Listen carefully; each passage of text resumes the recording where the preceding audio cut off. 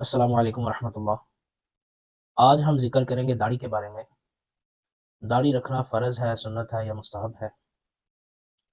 اکثر علماء کہتے ہیں کہ داڑھی رکھنا مسلمانوں کے لیے فرض ہے، کچھ علماء کہتے ہیں سنت ہے، اکثر چاند کہتے ہیں مستحب ہے، سنت موقدہ ہے، لیکن جمہور کہتے ہیں کہ مسلمانوں کے لیے داڑھی رکھنا فرض ہے۔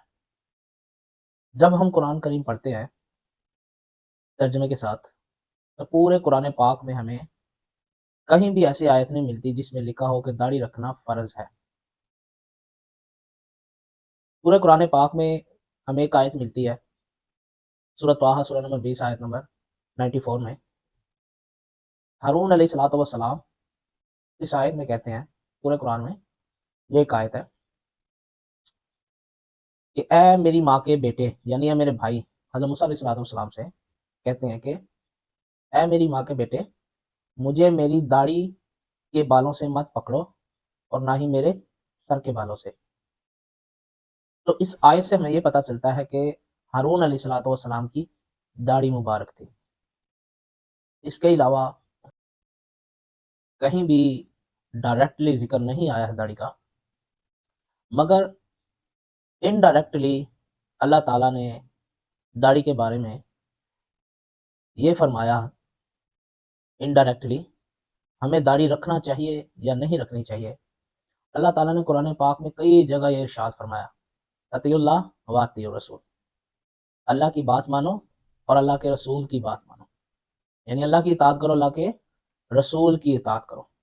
سورہ آل عمران سورہ نمبر 3 آیت نمبر 32 میں، سورہ آل عمران سورہ نمبر 3 آیت نمبر 132، سورہ نساء سورہ نمبر 4 آیت نمبر 59، سورہ مائدہ سورہ نمبر 5 آیت نمبر 92، سورہ انفال سورہ نمبر 8 آیت نمبر 1، سورہ انفال سورہ نمبر 8 آیت نمبر 20، سورہ انفال سورہ نمبر 8 آیت نمبر 46، سورہ نور سورہ نمبر 24 آیت نمبر 54، سورہ محمد سورہ نمبر 47 آیت نمبر 33، سورہ مجادلہ سورہ نمبر 58 آیت نمبر 13، سورہ تغابن سورہ نمبر 64 آیت نمبر 12۔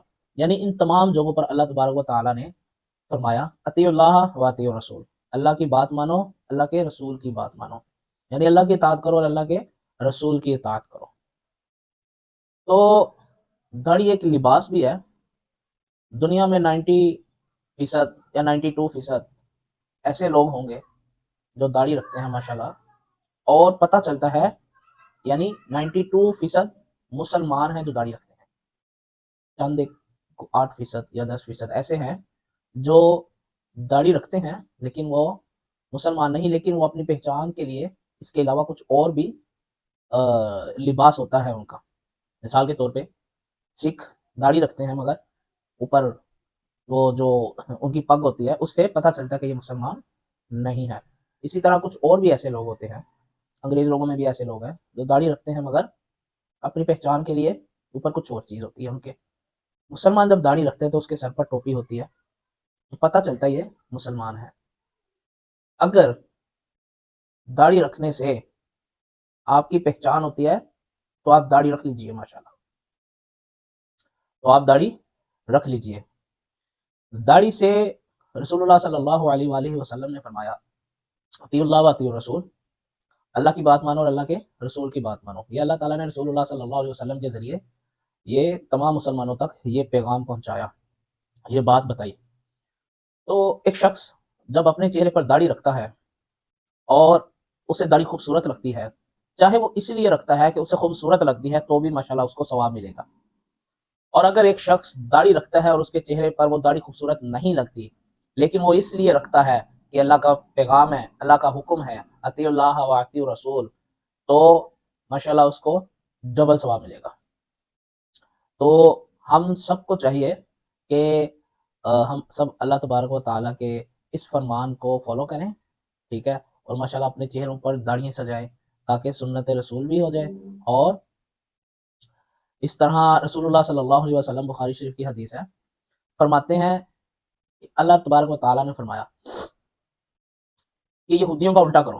رسول اللہ صلی اللہ علیہ وسلم فرماتے ہیں، رسول اللہ صلی اللہ علیہ وسلم اپنی مرضی سے تو کبھی بولے نہیں ہیں، جو خدا نے چاہا وہ فرمایا۔ کہتے ہیں کافروں کا الٹا کرو. کافر داڑھی رکھتے ہیں, داڑھی کاٹتے ہیں, مونچھیں رکھتے ہیں. تم داڑھی رکھو اور مونچھوں کو کٹواؤ. الٹا کرو, اطیع اللہ و اطیع الرسول. اسی طرح ہم لوگوں کو چاہیے کہ ہم اللہ کی بات مانیں اور اللہ کے رسول کی بات مانیں. داڑھی رکھے اور مونچھوں کو کترائے. السلام علیکم ورحمۃ اللہ.